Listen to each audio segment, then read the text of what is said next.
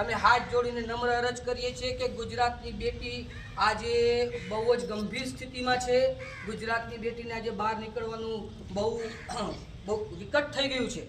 જો સરકાર કહેતી હોય કે બેટી પઢાઓ બેટી બચાવો તો આ સ્લોગનને આવા નરાધમો લાંછન લગાડે છે. તો આવા નરાધમોને કાયદેસર રીતે સજા કરવી જોઈએ અને જે કંઈ પણ યોગ્ય પગલાં લેવા જોઈએ તે લેવા નમ્ર આવે છે. ઉના તાલુકાના વરસિંગપુર ગામે એક દીકરી પર દુષ્કર્મ થવા બાબતે યોગ્ય ન્યાય મળે તે બાબતે ઉના પ્રાંત કચેરી ખાતે આવેદનપત્ર આપવામાં આવ્યું. ઉનાના વરસિંગપુર ગામે થોડા દિવસો પહેલા એક દીકરી પર દુષ્કર્મનો મામલો સામે આવ્યો હતો. તે બાબતે ઉના પોલીસ સ્ટેશન ખાતે ફરિયાદ નોંધાઈ હતી. તે બાબતે પરિવારજનો અને ગામજનો દ્વારા દીકરીને એક નરાધમ દ્વારા લગ્નની લાલચ આપી ઉપાડી જઈ અને તેના પર ગેંગરેપ થયાનો ઉલ્લેખ ફરિયાદમાં ન હોવાથી તેને લગતા કલમો નોંધી અને આરોપીઓને પકડી કાયદેસરની કાર્યવાહી કરવામાં આવે અને ફાંસી આપવામાં આવે, જેથી આવો બનાવ બીજી કોઈ દીકરી પર ન બને તેવી માંગ સાથે ઉના પ્રાંત કચેરી અને ઉના વિભાગ ડીવાયએસપી કચેરી ખાતે આવેદનપત્ર આપવામાં આવ્યું. ડીવાયએસપી દ્વારા કાયદા શીખવાડી ભાષણ આપવામાં આવ્યું.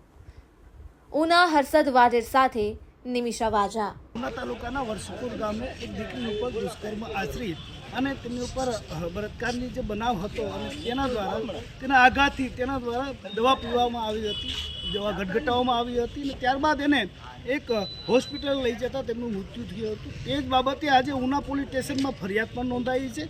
ત્યારે ઉના પોલીસ સ્ટેશનમાં ફરિયાદ નોંધાઈ છે ત્યારે ગામજનો દ્વારા અને પરિવાર દ્વારા અને દરેક સમાજને જોડી અને આજરોજ ઉના પ્રાંત કચેરી ખાતે એક આવેદનપત્ર આપવામાં આવ્યું છે કે દીકરીને ખરેખર ન્યાય મળવો જોઈએ અને પરિવારજનોની પણ એક માંગણી છે કે દીકરીનું એવું કહેવું હતું કે એમાં એક જણ નહીં પરંતુ 4 થી 5 જણોએ મળી અને મારી ઉપર સામૂહિક દુષ્કર્મ આચર્યું છે. તો એમની પણ એફઆઈઆરમાં નામ નોંધી અને એમની ઉપર પણ કાયદેસરની કાર્યવાહી કરવામાં આવે, જેથી કરી અને આવી નાની બાળાઓ નાની દીકરીઓનો કોઈ ભોગ ન લઈ આવા બનાવોથી એ ભોગિત ન બને એ બાબતે આજે ઉના તાલુકાના વરસિંગપુર ગામના લોકો દ્વારા આવેદનપત્ર પાઠવવામાં આવ્યું છે. નમસ્કાર.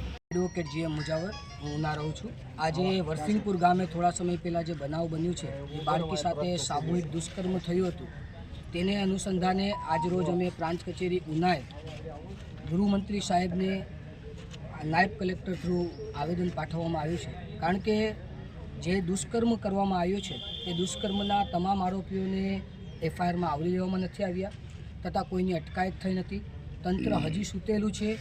કોઈ અટકાયત કે કોઈ પણ કાયદેસરના પગલાં લીધેલા નથી, જેને કારણે દુષ્કર્મ થનાર ભોગ બનનાર દીકરીને તથા તેના પરિવારને યોગ્ય ન્યાય મળે અને ન્યાયિક પ્રક્રિયા તથા ન્યાયિક પ્રક્રિયા જળવાઈ રહે અને ભવિષ્યમાં કોઈ આવું બનાવ ન બને અને કોઈ બાળકીનું જીવન ન દુભાય કે જીવન ન ટૂંકાય તેને ધ્યાનમાં લઈ આજરોજ અમે આ આવેદનપત્ર નાયબ કલેક્ટર શ્રી ઉનાને પાઠવ્યું છે અને અમે આશા રાખીએ છીએ કે પીડિતાના પરિવારને યોગ્ય ન્યાય મળશે.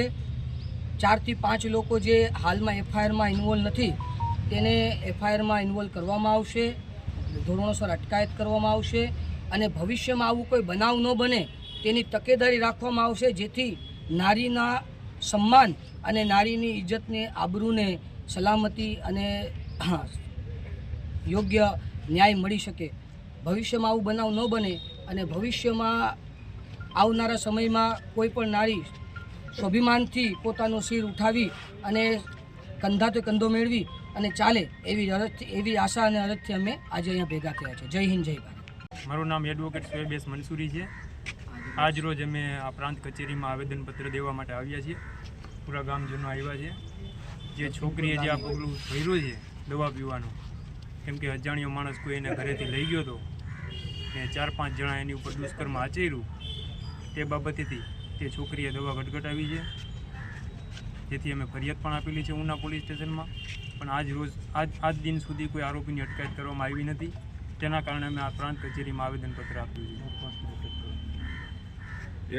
દીવ મિરર ન્યૂઝ આખા ગુજરાતમાં ફેલાયેલી એક એવી ન્યૂઝ ચેનલ કે જે ખૂણે ખૂણેથી લોકોને મનની વાત, અલગ અલગ પ્રકારના સમાચારો દર્શકો સુધી પહોંચાડતા હોય છે. એટલે આ દીવ મિરર ન્યૂઝ ચેનલને હું ખૂબ ખૂબ અભિનંદન આપું છું, ખૂબ ખૂબ શુભેચ્છાઓ પાઠવું છું અને આપ સૌને કહું છું કે આ ચેનલને તમે લોકો સબસ્ક્રાઈબ કરો અને શેર કરો આપણા ગુજરાતને અને આપણી ગુજરાતી ભાષાને આગળ વધારો. જય જય ગરવી ગુજરાત.